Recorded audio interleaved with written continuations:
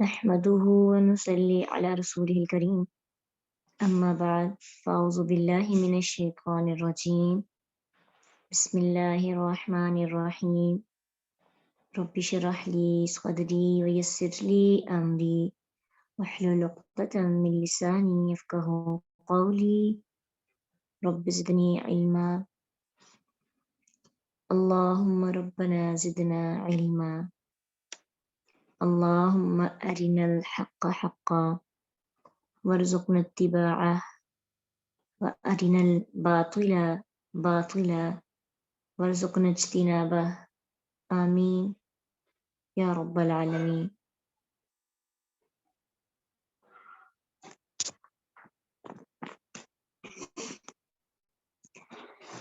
25 سے ہم پڑھیں گے آج ان الذین بے شک وہ جنہوں نے کفروا کفر کیا وَيَصُدُّونَ اور وہ روکتے ہیں عن سبیلی راستے اللہ کے. اب دیکھیں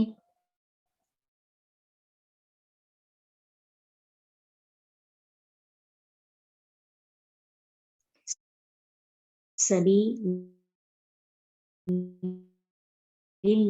اضافی اور عن سبیلی مرکب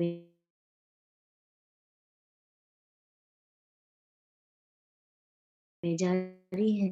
عن سبیل اللہ اللہ کے راستے سے والمسجدی اور مسجد حرام سے الذی وہ مسجد جو جعلنا بنایا ہم نے علی بنایا ناک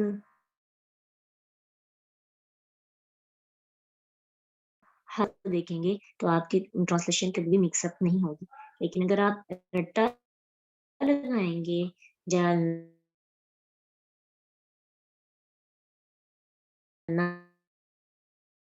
ہو بنایا ہم نے اسے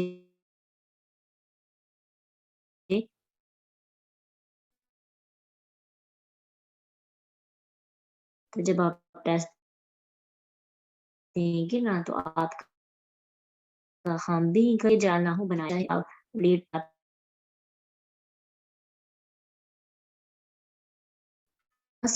نہ یعنی لاسٹ پہ جو ہوتا ہے نا عموماً اگر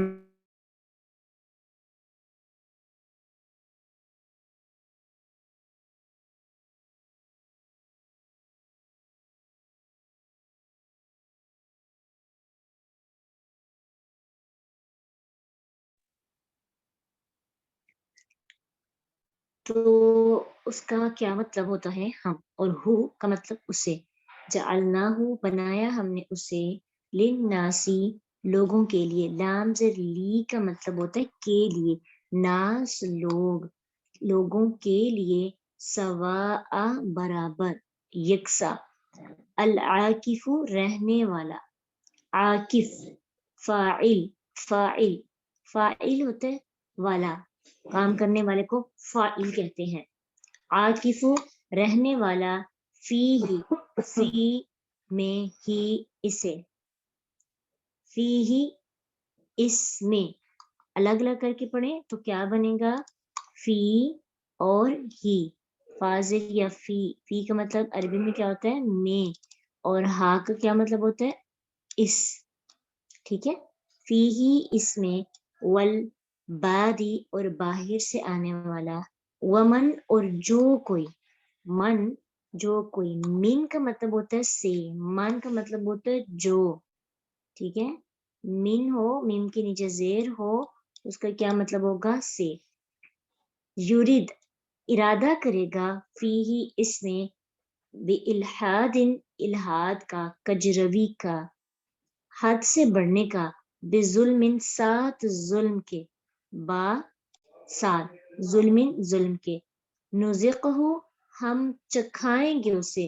نون جو شروع میں ہے نا اس کا مطلب ہے ہم ذقہ چکھائیں گے. اچھا ماضی اور مضارع ہوتا ہے نا، ماضی مضارع میں فیوچر اور پریزنٹ کی بات ہوتی ہے، تو ماضی میں پاسٹ کی بات ہوتی ہے. تو عربی زبان کے اندر ایک چھوٹی سی چیز آپ یاد رکھیں کہ جو ماضی ہوتا ہے نا، اس کے جو ہم اسے جمع متکلم بناتے ہیں، جمع متکلم سمجھیں کہ جب ہم کی طرف سے بات ہو، ہم وہی، ٹھیک ہے. تو جب ماضی کے لاسٹ پہ نون آتا ہے، نون زبر الف نا، ایسے اس کا مطلب ہوتا ہے ہم، ٹھیک ہے. ماضی کے آخر میں آتا ہے. دیکھیں ہم نے اس کی ٹرانسلیشن پہ غور کریں، بنایا ہم نے، ہم یعنی پاسٹ کی بات ہوئی ہے. تو جو فیوچر ہوتا ہے یا پریزنٹ ہوتا ہے، عربی میں فیوچر اور پریزنٹ کے لیے ایک ہی طرح ایک ہی ورب آپ استعمال کر سکتے ہیں. مضارع سے کہتے ہیں، اس کے اندر فیوچر بھی آ جاتا ہے، پریزنٹ بھی. تو کانٹیکسٹ کے لحاظ سے ہمیں دیکھنا ہوتا ہے یہ فیوچر ہے یا پریزنٹ ہے. تو مضارع کی شروع میں نون بس آتا ہے، نون چھوٹا سا نون، یہ نون اس طرح سے نون آ جاتا ہے. اس کا مطلب ہوتا ہے ہم، ٹھیک ہے. یہ بس دو چیزیں ہمیں یاد رکھنی ہے، آپ کو سمجھنے میں آسانی ہوگی. رال قوف، نذقہ، ہم چکھائیں گے اسے، نذقہ ہم چکھائیں گے اسے، من عذاب، من سے، عذاب عذاب، علیم دردناک. جتنی باتیں بتائی ہیں آپ کو سمجھ آئی ہیں؟ جن کو گرامر کی سمجھ نہیں آ رہی، جو ابھی باتیں بتائی ہیں ابھی ان کو سمجھ آئی ہیں؟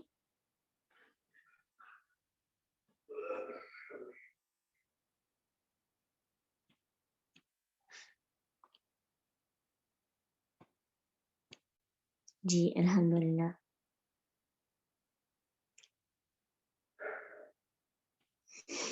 چلیں انشاءاللہ جب یہ آ گئی ہے نا تو وہ اس سے بھی زیادہ ایزی ہے، وہ زیادہ اچھے سے آ جائیں گی. آج کی آیت کو سمجھتے ہیں تھوڑا سا. اینی آیت ہے، ان الذین کفروا ویصدون عن سبیل اللہ والمسجد الحرام الذي جعلناه للناس سواء العاکف فیہ والباد. بے شک وہ لوگ جنہوں نے کفر کیا وہ کیا کرتے ہیں، یصدون وہ روکتے ہیں اللہ کے راستے سے. اللہ کے راستے سے مراد دین کی کوئی بھی راہ، دین کی کوئی بھی بات عمل کرنے سے روکتے ہیں، مسجد میں جانے سے روکتے ہیں، باہر کھلم کھلا اللہ کی عبادت کرنے سے روکتے ہیں. تو کوئی بھی اگر کام جس میں وہ اللہ تعالیٰ کے راستے سے روکتے ہیں، یہ ہے عمومی بات، کوئی بھی راہ. اور پھر اسپیسیفک بات بھی کر دی اس کے علاوہ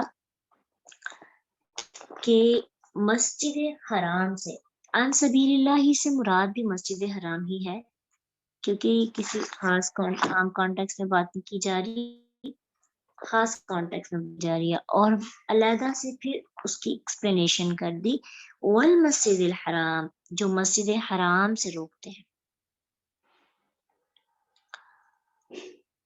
اور وہ مسجد حرام کہ جس کو اللہ تعالیٰ نے سب کے لیے یکساں بنایا ہے. العاکف رہنے والا، یعنی عاکف کا مطلب ہوتا ہے اپنے آپ کو روک کے رکھنا.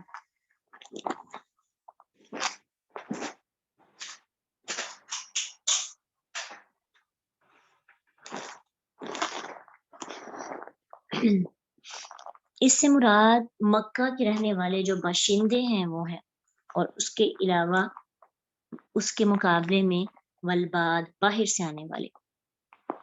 اللہ نے مکہ میں رہنے والوں کے لیے اور مکہ سے باہر جو لوگ ہیں، وہ مدینہ میں ہیں، کسی اور کنٹری سے ہیں،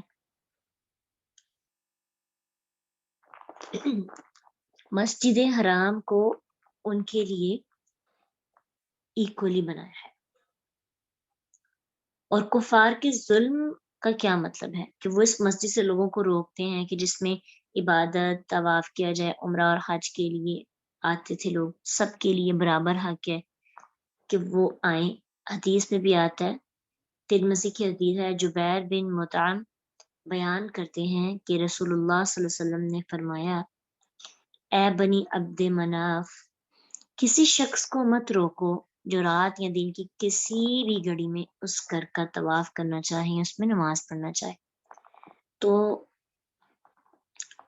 کعبہ اور مسجد حرام ایک ایسی جگہ ہے جہاں پہ ممنوع جو اوقات ایسے ہیں جس میں نماز نہیں ادا کی جاتی، ان اوقات میں بھی نماز ادا کرنے کی اجازت ہے اور طواف بھی کیا جا سکتا ہے۔ کدھر؟ مسجد حرام۔ ٹھیک ہے، اب یہاں پہ یہ بات تو اب کلیئر ہو گئی ہے نا کہ مسجد حرام سب کے لیے برابر ہے، کوئی اس میں اپنے آپ کو افضل نہ سمجھے کہ ہم وہاں کے رہنے والے ہیں تو ہم بہت ہی اعلیٰ ہے یا کچھ بھی، اور یہاں روکنا شروع کر دیں۔ اللہ نے خود قرآن میں سب کے لیے سواء برابر کہا۔ یہاں پہ ایک چیز جو ذہن میں آتی ہے کہ مسجد حرام سے مراد بیت الحرام یا کعبہ ہے یا پھر پورے حرم مکہ کی بات ہو رہی ہے، کیونکہ قرآن میں مسجد حرام سے مراد بعض جگہوں پر پورا مکہ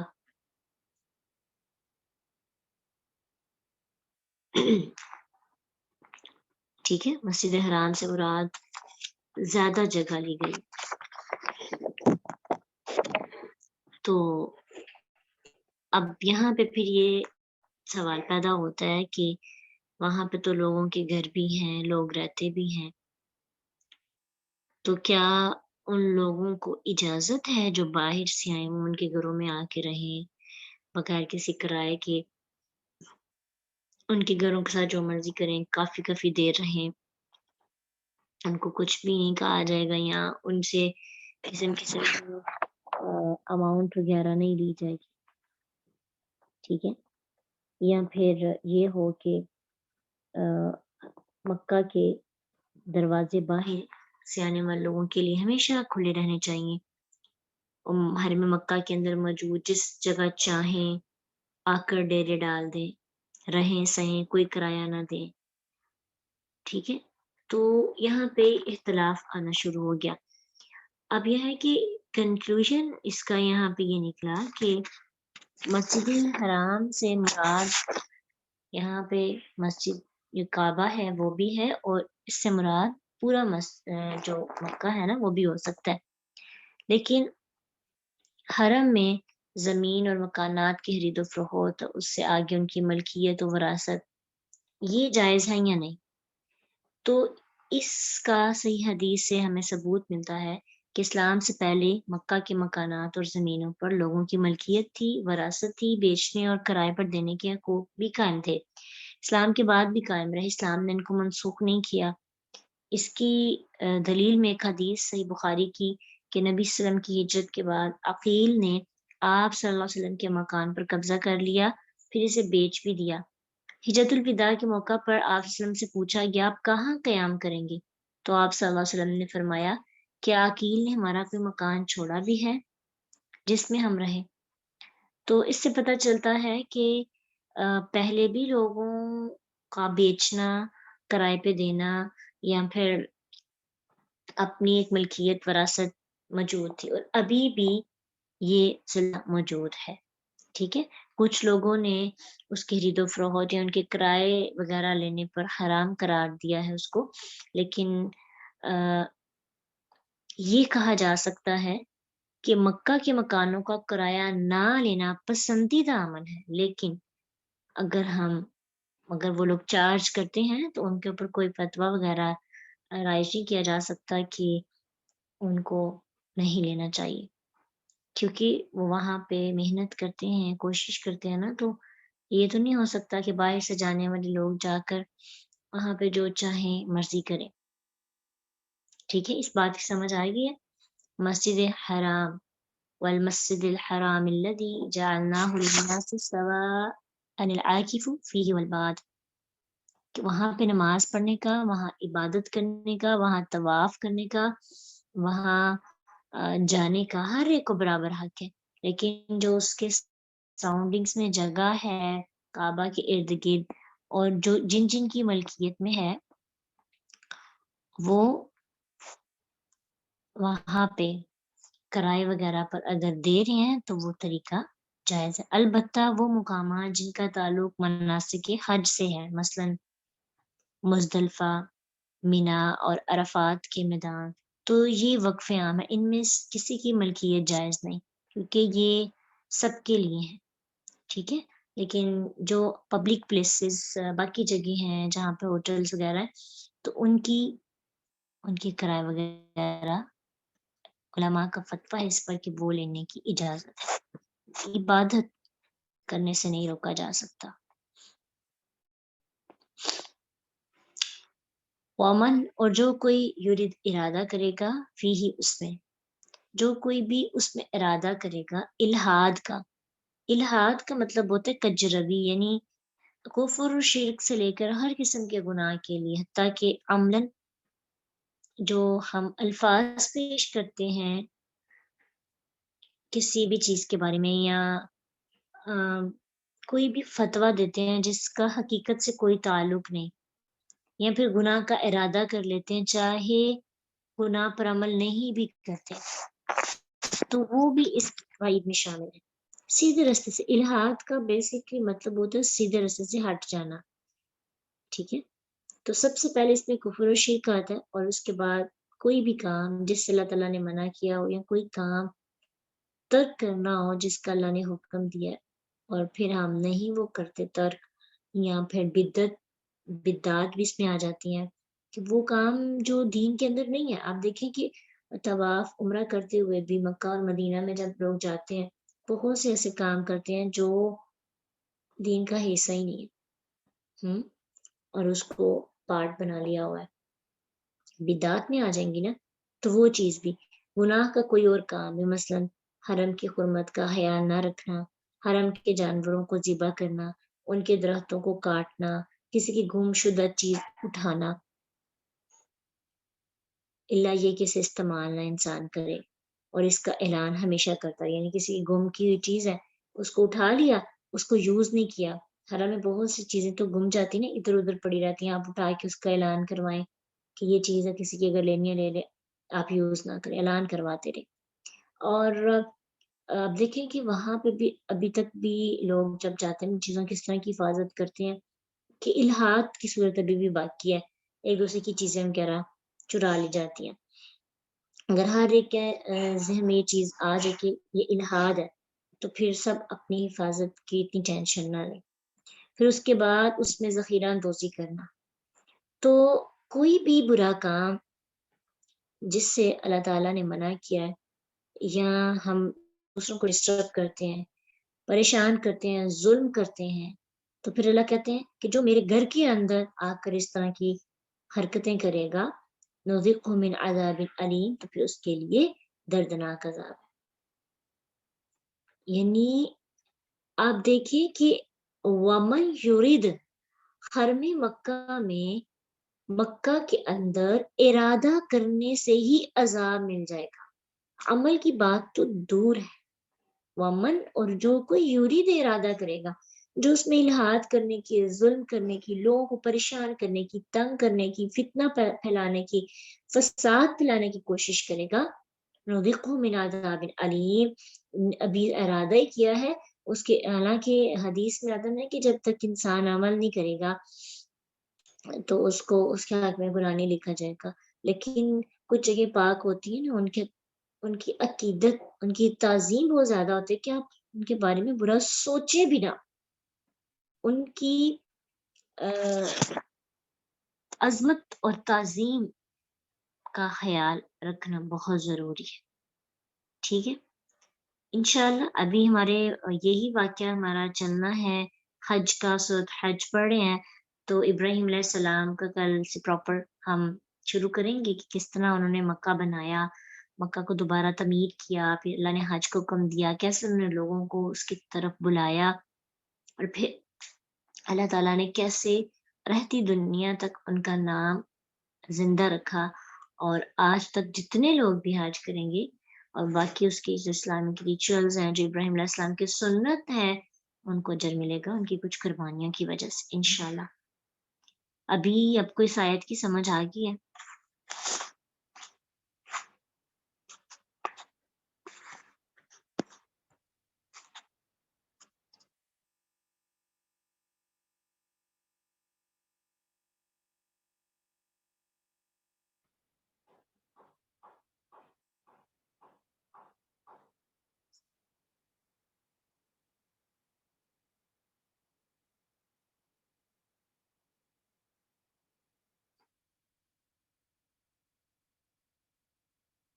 جی